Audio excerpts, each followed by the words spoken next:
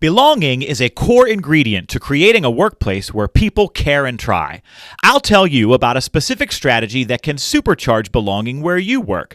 Plus, we help a new boss who is nervous about documenting performance problems. It's all ahead now on BossBetter Now.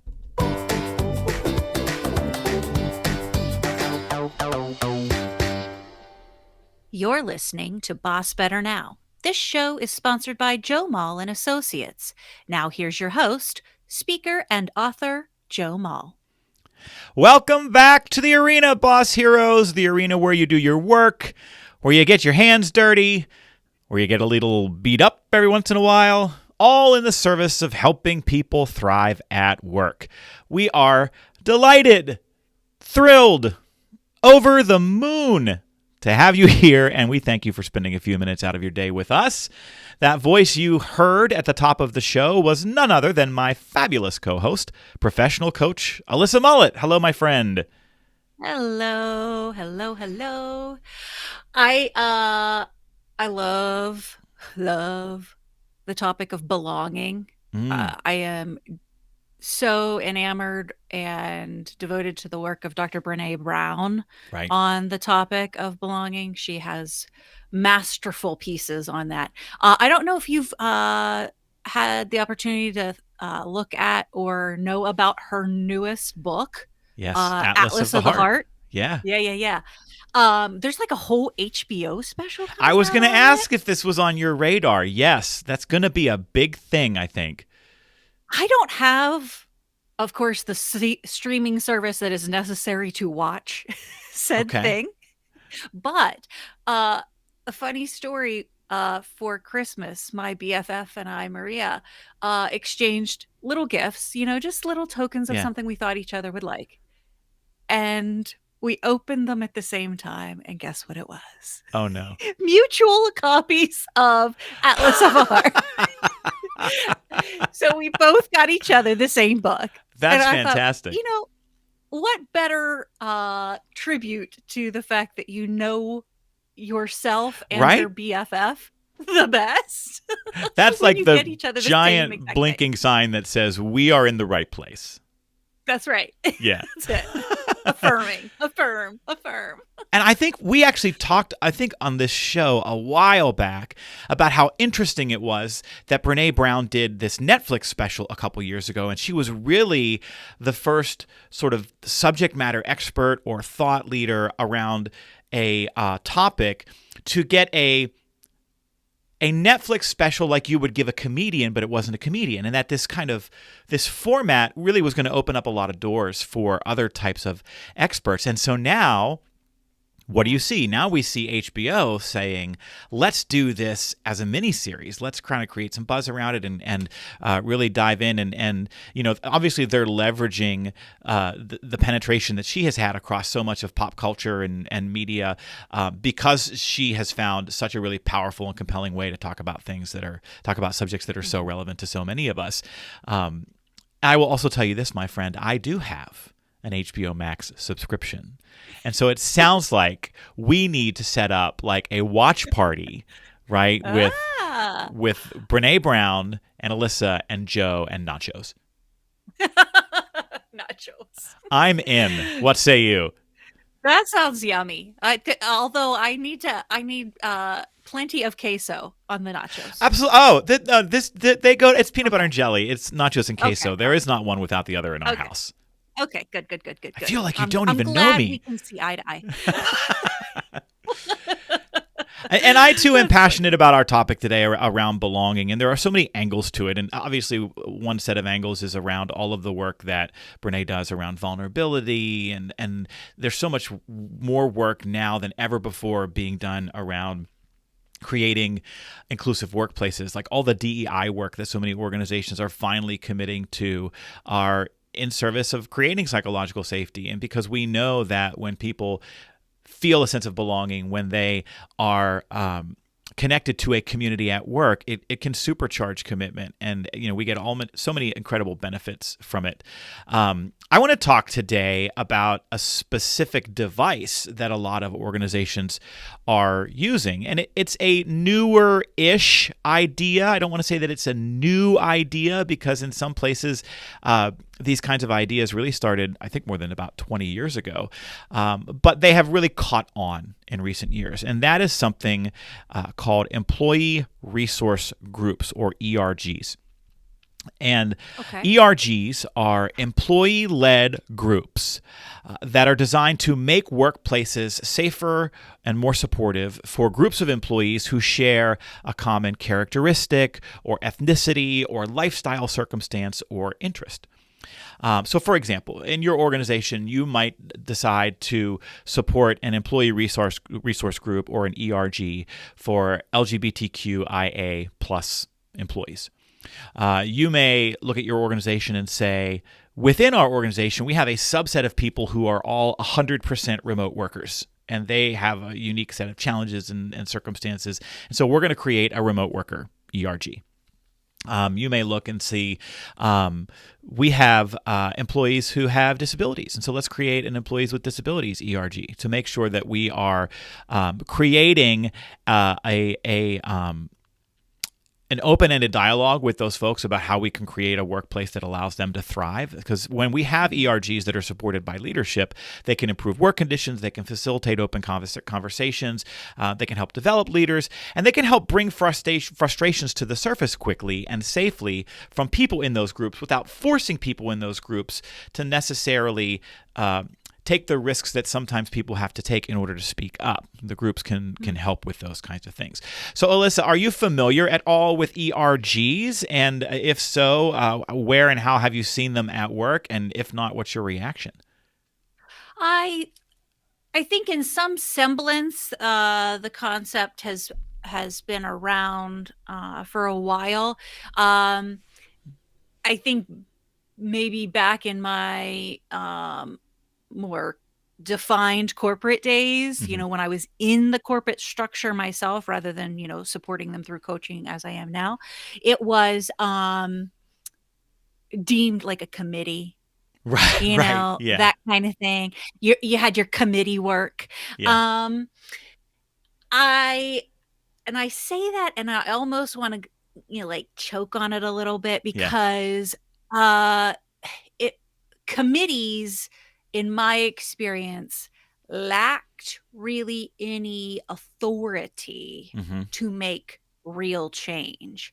And so is the concept behind ERGs one in which that group of people holds some authority to actually not just recommend, but actually make change? Like, is there a differentiation there, or? Well, it's going to depend on organization to organization and how much of a commitment the organization makes to that. I think where we see them being used most successfully, there absolutely is. So I actually just finished interviewing a C-suite executive from a large software company for the book. So I've talked a little bit about how I'm in the throes of writing book number 3 right now. And so, which is like, I've told people, it's like wrestling a bear to the ground with one arm tied behind your back. Writing a book is hard. But I did not end up in a fetal position anytime this week, weeping about my inability to move forward. So we're calling it a win. That's right. But I ended up interviewing this C-suite executive, and he talked with so much passion and enthusiasm about ERGs, unprompted, in his organization, and about the role they play in inclusion and belonging. And one of the things that he talked about was how important it is that they are employee-led, but also organizationally driven. And, what he shined a light on for me, and what I'm sort of passing on to everybody listening, is that perhaps the 2 most important conditions for an ERG to work is that they are given time and money. They are supported by the organization by having a line of communication to the C-suite. That C-suite devotes time to interact with this group, to get reports from this group, to collaborate from this group. Employees are given time to participate, to do the project work, to lead the initiatives that may come out of these groups, and they are given money. So in this software organization, and I'm not naming them yet because the book hasn't come out, and but in this organization, they give a budget to their employee resource groups. And I'll tell you about the employee resource groups that are present in this company, so we have some more context for this. In this organization, they have 5 employee resource groups. They have an LGBTQ group. They have a women in tech group. They have a families ERG group to focus on people who are parenting. They have a neurodiverse employees group. And then they have an employee resource group for people of color. And each group is employee-led. Each group has a budget provided by the organization, and each group drives initiatives that are publicly shared with the organization. And so I can give you a few more examples of some ways in which these groups are being used in these kinds of organizations. But I think your point is spot on, Alyssa. There are certainly places where we invite employees to drive these kinds of initiatives, but then they aren't given those assets of time and money, and they aren't given that broad-based public support, and they don't have a line of communication, and so they're robbed of the very authority that you described. Well, and it also speaks to, without the commitment of time and money, we're talking about tokenism Yes. in each of these capacities, right? Oh, well, I can say it in name, and I support these things, and I support these people, but not with actual time or money. Right. That's right. Right? So one of the things I'm interested, though, is it are these groups where folks can self-select into those communities, into those groups, or is it like you're tapping people on the shoulder to say, hey, you want to join this, or is it maybe a little bit of both? Like, how do organizations logistically, I mean, I think you have to be kind of careful, like, to Absolutely. say, hey, you want to be part of this neurodivergent group over here? Right. Like, yeah. Whoa. Yeah. Like, hey, you look black. Maybe you should think about our people of color ERG. That's not a conversation that we want to get into like that. But so I think self-selection is a big part of it, but I think there has to be a lot of commitment to awareness of the groups, and not just that they exist, but what they do and what is gained. And it's not even just about driving systems or processes or projects across the organization, that it is about community, that it is about belonging. It is about accessing a safe place and being able to interact more directly with people who know and understand what it means to be, X, to be in that lifestyle circumstance, or to have that shared interest, or that common ethnicity. So one of the things that we know organizations are doing are making ERGs a part of employee orientation. And, having those groups come and maybe give presentations or talk about what those groups are doing in the organization and how to access those groups. I know organizations who use ERGs as part of hiring. So the software company that I interviewed says that as part of their interview process for any candidate, they will give them access to somebody from any ERG to interview. So if you are a woman in tech, or you're a person of color, and you want to interview with this organization for a job, this company says, we're going to interview the people who are going to supervise you, or our selection committee, but over here we have these 5 ERGs. And if you'd like, we will set up a contact point so you can have a confidential conversation with anybody from that group, as a way to maybe ask some tougher questions about what it's really like to work here, and what are we good at, and what are we striving to get better at. Wow, that would be a pretty powerful place to put recruits and your own, organization. Like, you're truly building, that's built-in commitment. Yes. From the onset. Like, here's what you're getting. You're getting the whole enchilada, and this is real talk. Another opportunity for a process where generally breeds inauthenticity in authentic interactions. How about I say that? Easy for us to say. That a opening into real belonging and community exists in a dialogue that could bring forth a little bit more of authenticity into that recruitment process. I think the other thing that would be important to look at in these ERG groups is if we're truly committing as an organization to community and belonging as a part of these values for the ERGs, then it should incorporate folks across the employment spectrum, like not just staff, but also, what if you're in healthcare, faculty and, Yeah. clinicians and things like that. And then administrators and C-suite, so in order to truly be representative and feel like it is important and it is an imperative part of the community that we belong to here in our workplace, I think it has to encapsulate every level of management within the organization.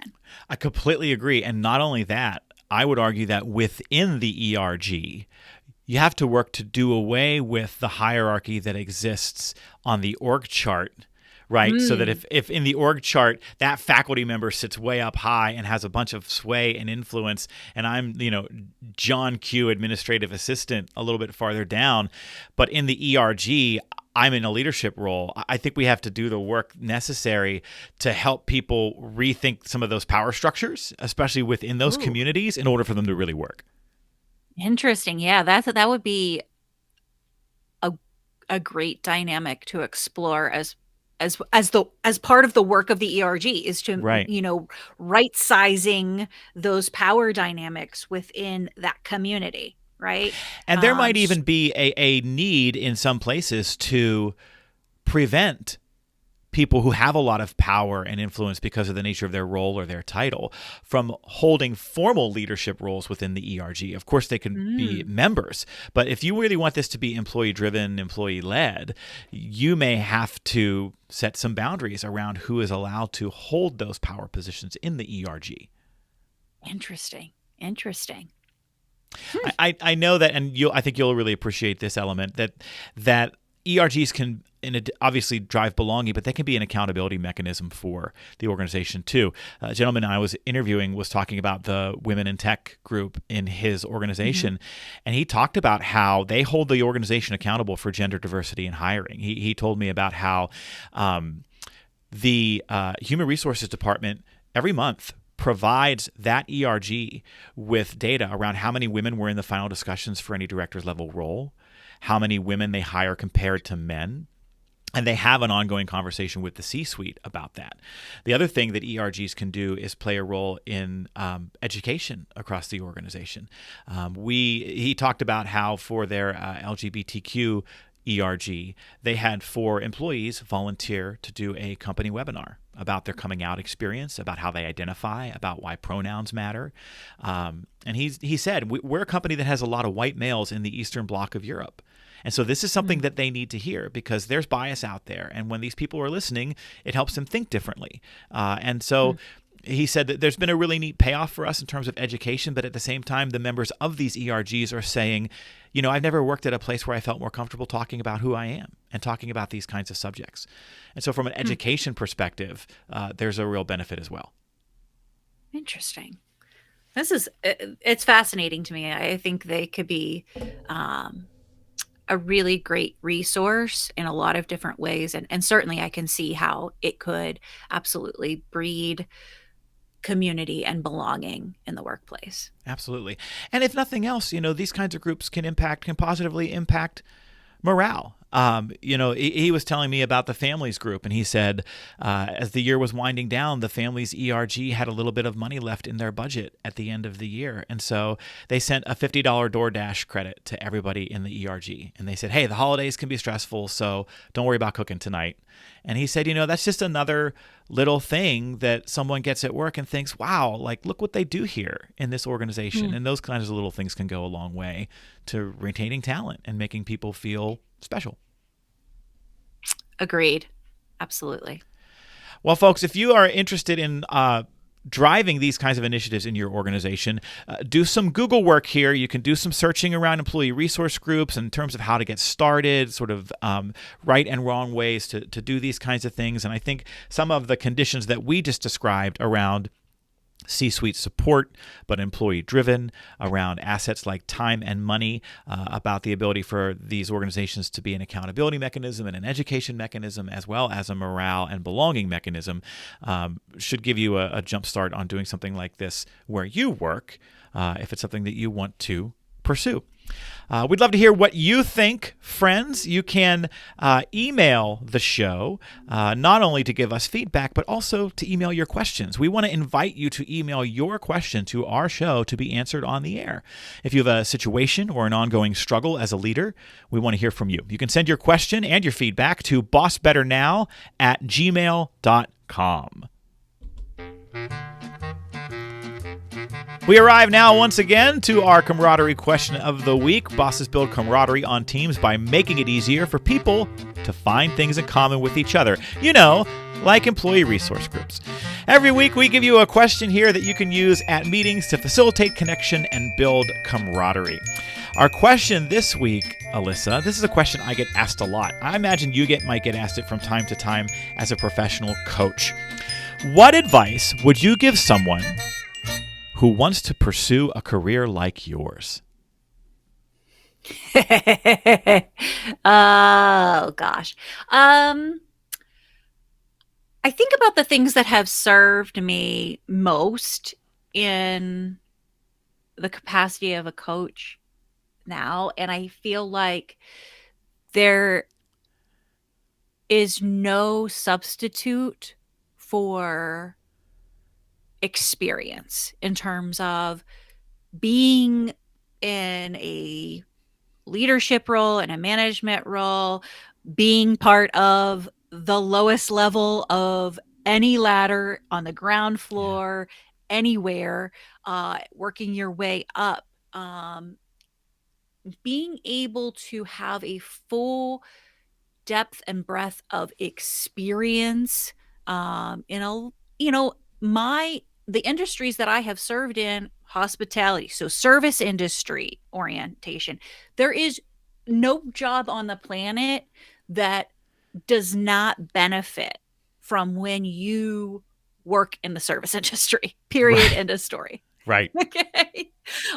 So I would even say, like, back to my 15-year-old self, waitressing and scrubbing toilets, absolutely prepared me to be a coach today. Yeah. You didn't waitress and scrub toilets. You didn't scrub toilets between the waitressing, did you? That wasn't happening on the same shift, I hope. That. It was. Okay. It wasn't. And it was. I got a little nervous there, and then jobs. I was going to ask the name of the restaurant.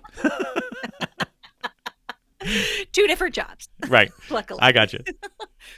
But experience. Just whatever it is, be open to it. Find meaning and opportunity to learn, because I think that that's the essence of my line of professional work now, which is learning and curiosity. Yeah. Experience breeds both of those. And so if I am someone who wants to become a professional coach, and sadly you and I both know this, there are any number of people out there right now who throw up a website, and say, Absolutely. I'm a coach, and they have That's no formal training. They don't understand what coaching is and what it isn't.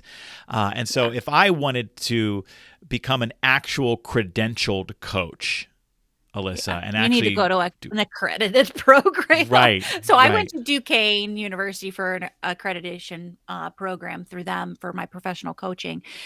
There is an actual federation, the International Coaching Federation. It makes me want to do the Spock hands, live long and prosper. This is a federation in which you can get further credentialed and get master coach levels. And I have colleagues that have done so. For me, I chose to keep my my credentials to the baseline, if you will, in the coaching realm, because my experience and my education and my other credentials were all in human resources. Right. And so that's the kind of the foundational things you have to look at.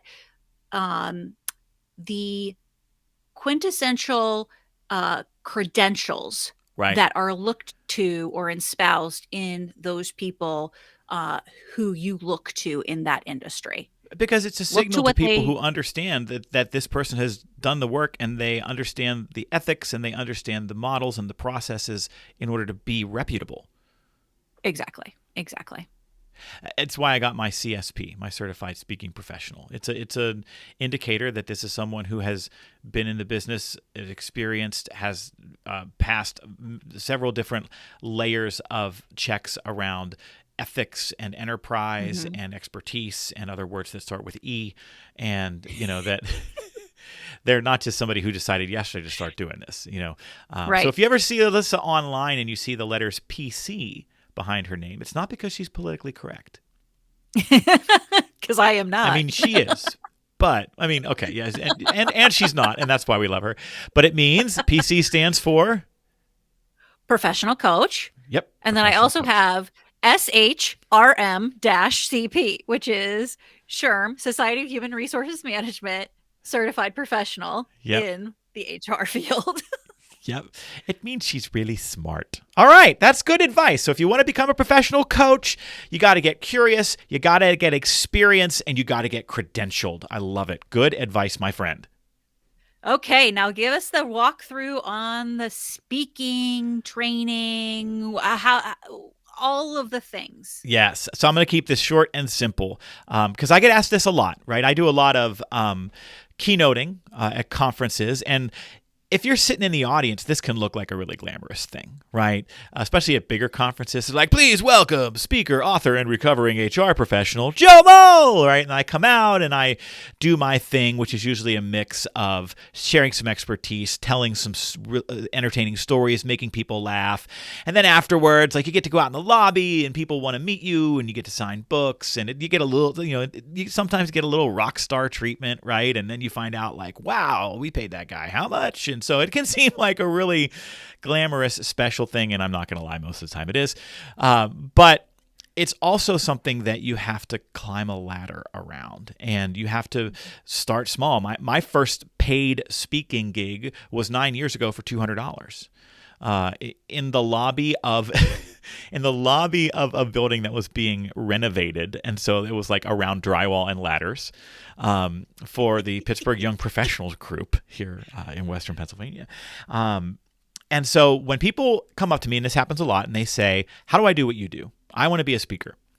My first and only piece of advice is simply, you need to get involved in the National Speakers Association. So NSA, not the NSA who listens. This is the NSA who speaks. The National Speakers Association is the professional trade association here in the U.S. for professional speakers. And I am feeding my family right now because what I have learned through NSA, from the generosity of that community and from people who have really built incredible businesses. And with NSA, you learn craft, you learn how to run a speaking business, you learn how to build and grow an audience, and you also meet some of the smartest and loveliest human beings you ever will meet. And so I tell folks all the time, you can, if you have a local chapter, get involved at your local chapter level. If you don't have a local chapter, consider one of the online memberships that we have in NSA, and get involved and just start connecting and learning. Fabulous, fabulous, fabulous. I have to shout out the website in case anybody wants to check it out. It's nsaspeaker.org if anybody wants to go take a look. And so, yeah, if you come up to me after a keynote and you say, "How do I do what you do?" I'm going to say, check out NSA. That's the answer. And that's the camaraderie question of the week. All right, listen, before we get to mail time, I have some exciting news. We have set the date for our spring BossBetter Virtual Summit. Cool. And we finalized the program. Yay. And so this is our save the date. So podcast listeners, save the date. Our spring BossBetter Virtual Summit is going to be on Tuesday, June 7th, 2022. Now, I'm not going to tell you who the speakers are, and I'm not going to tell you yet how to get tickets because the website is still being finalized. What I will tell you is that 2 weeks from now on this show, we are going to announce the lineup, and we are going to give our podcast listeners a deep discount code to attend, that they can't get anywhere else. And so we've got 4 amazing, brilliant, dynamic speakers who are all coming to teach and inspire and recharge boss heroes from all over the country. I think, Alyssa, when people hear about who and hear about the topics, they're going to say, OMG, that's a BFD. LFG, I don't want FOMO. After all, YOLO. Sign me up right now because it's too legit to quit. That's what they're going to say. Oh my God. I can't even respond to that. Ay, ay, ay. Some people are Googling what those letters mean right now. But save the date, friends. And the good news is this is not a virtual event where you log on in the morning and you have to sit at your Zoom all day long. It's chunked out in these tiny little 45-minute sessions that you can get into and experience virtually. And they're so fantastic, and they're going to supercharge you in some really special ways. And then you take a break, and then you come back a little later, and then you do another one, and you come back a little bit later. And there's fun and prizes, and it's a virtual event like you've probably never experienced. And so in 2 weeks, we're going to reveal the lineup and the discount code exclusively for listeners of this show. Virtual high five. Yay. Exciting. All right. We are now going to do mail time.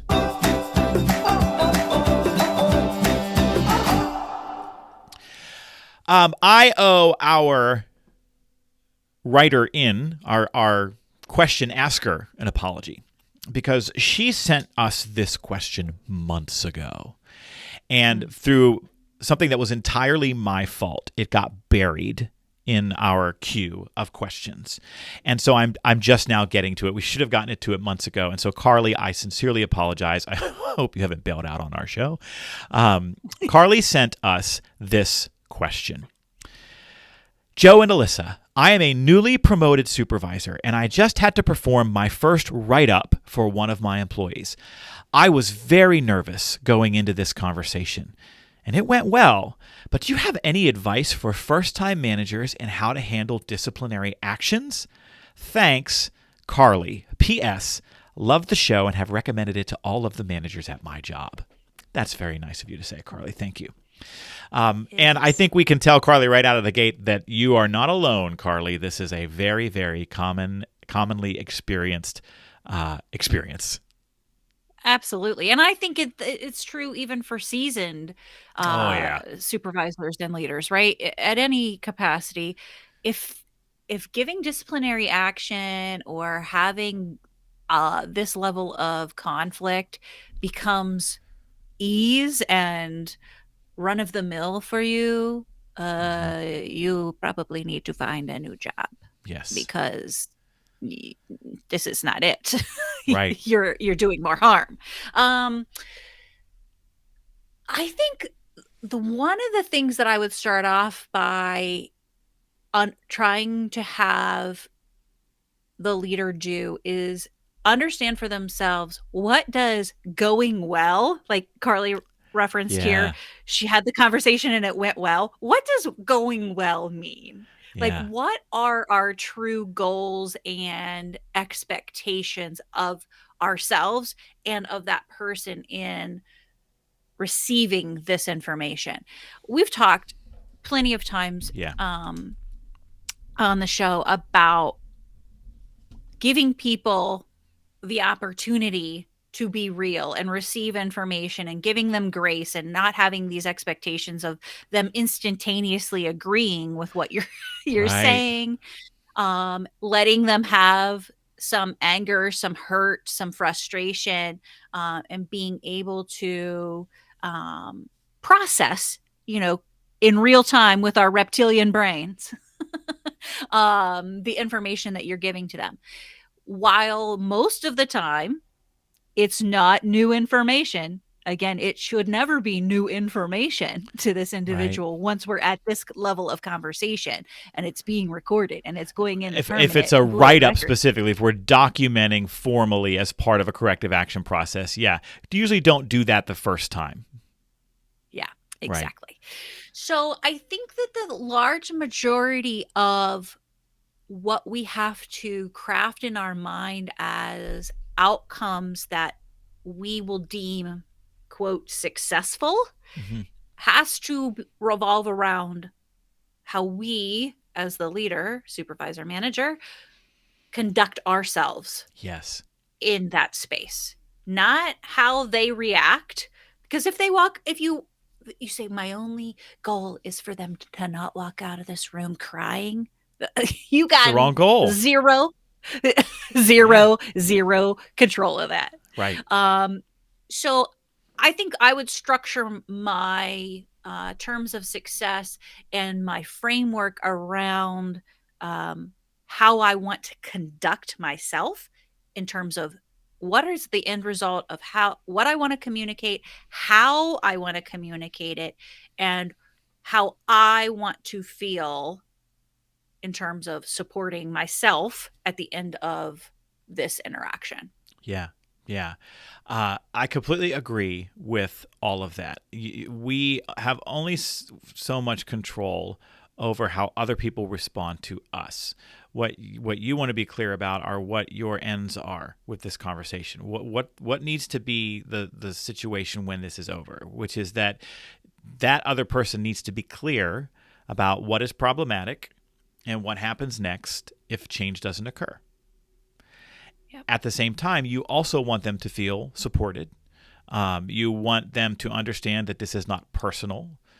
This is a performance issue. And so we've done a lot on this show around how to prepare for those conversations and how to think about the order of that conversation and some scripts for that conversation. So I'm not going to get too much into that. But Carly, bounce back and forth through some of the episodes that we've recorded around feedback. And I think there's some stuff in there to help you with that.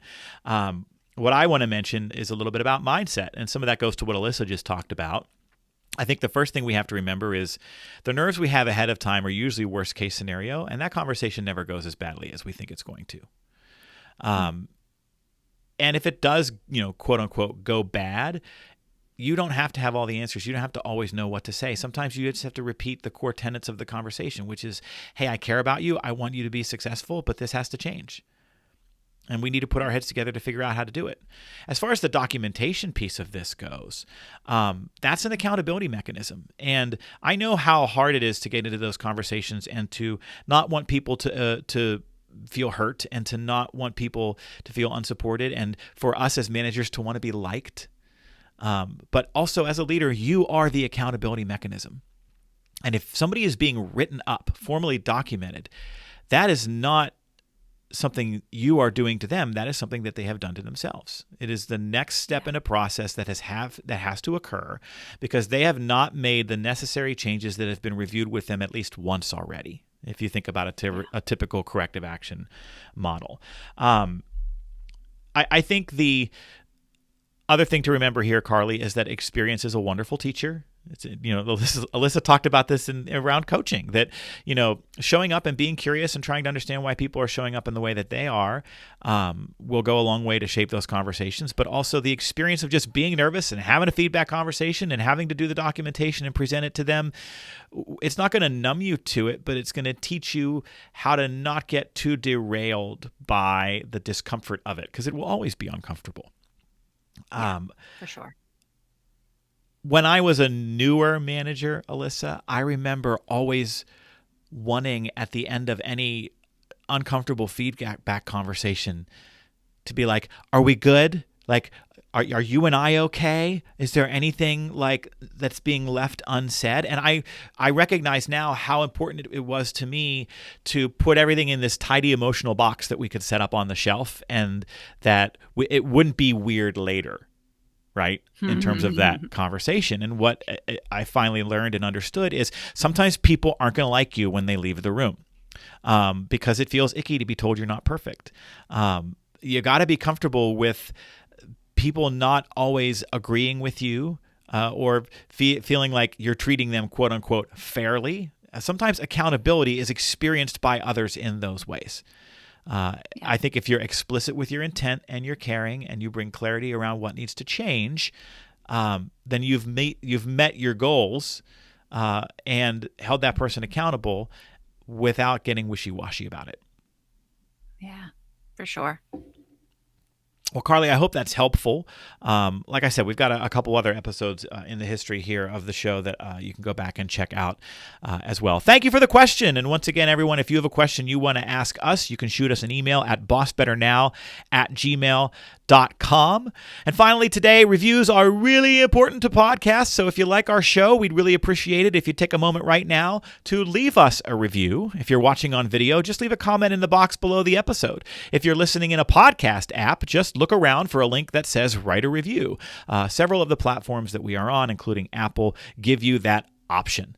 So thank you for listening, and take care of yourselves out there, folks.